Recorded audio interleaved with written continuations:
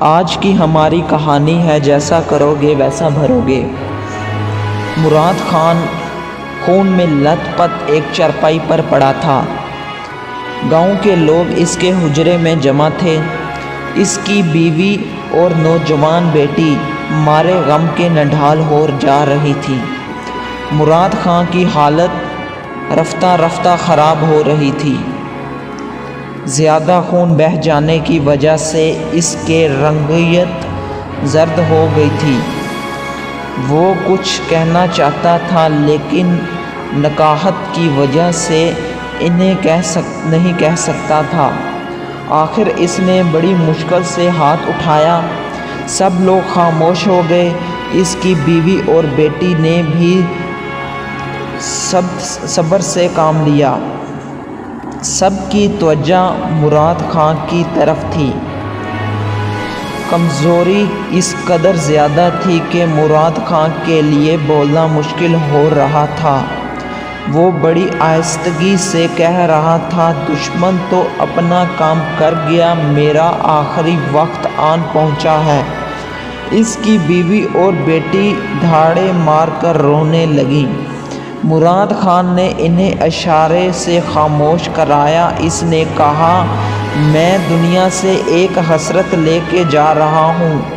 کاش میرا کوئی بیٹا ہوتا جو میرے خون کا بدلہ لیتا تو میری بے چین روح کو سکون ملتا، لیکن افسوس اس کی آنکھوں سے آنسو بہنے لگے۔ مراد خان کی بیٹی سپن گل یہ سن کر اپنی باپ کی پاؤں سے دیوانہ ورلپٹ گئی اور کہنے لگی، بابا تم غم نہ کرو، میں وعدہ کرتی ہوں کہ جب تک تمہارے خون کا بدلہ نہ لے لوں مجھ پہ چین کی نیند حرام ہے۔ یہ بات سن کر سب نے اس کی ہمت کی تعریف کی اور مراد خان بھی سکون سے مر گیا۔ دن گزرتے گئے مگر سپن گل اپنے وعدے کو نہ بھولی۔ وہ اپنے باپ کے خون کا بدلہ لینا چاہتی تھی لیکن کوشش کے باوجود اپنے باپ کے قاتل کا پتہ نہ چلا سکی۔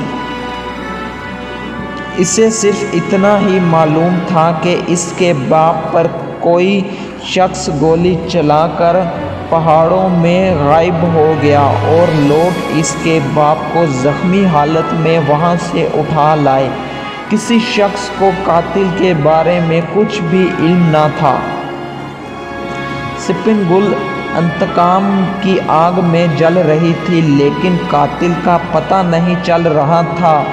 وقت گزرنے کے ساتھ اس کے جذبات میں کمی کی بجائے شدت پیدا ہوتی جا رہی تھی۔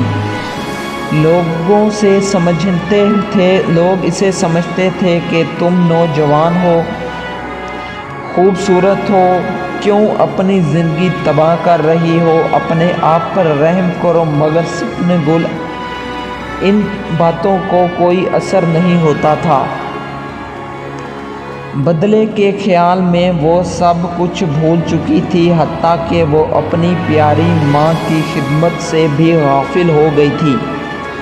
ایک رات سپن گل نے اپنے باپ کو خواب میں دیکھا کہ وہ کہہ رہا ہے، بیٹی میری روح تجھ سے بہت خوش ہے، اب مجھے کوئی ملال نہیں کہ میں کوئی بیٹا نہیں ہے، تو نے بیٹیوں سے بڑھ کر میری قاتل کی تلاش کی ہے، لیکن اب تو اس خیال کو اپنے دل سے نکال دے اور اپنی بوڑھی ماں کی خدمت کر۔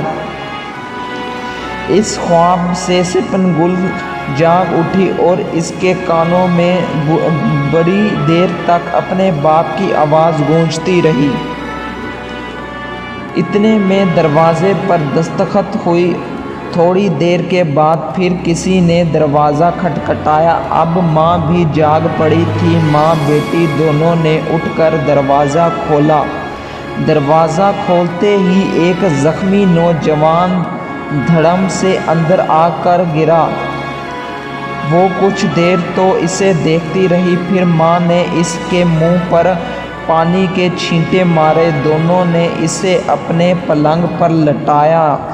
سپن گل نے جلدی سے پانی گرم کر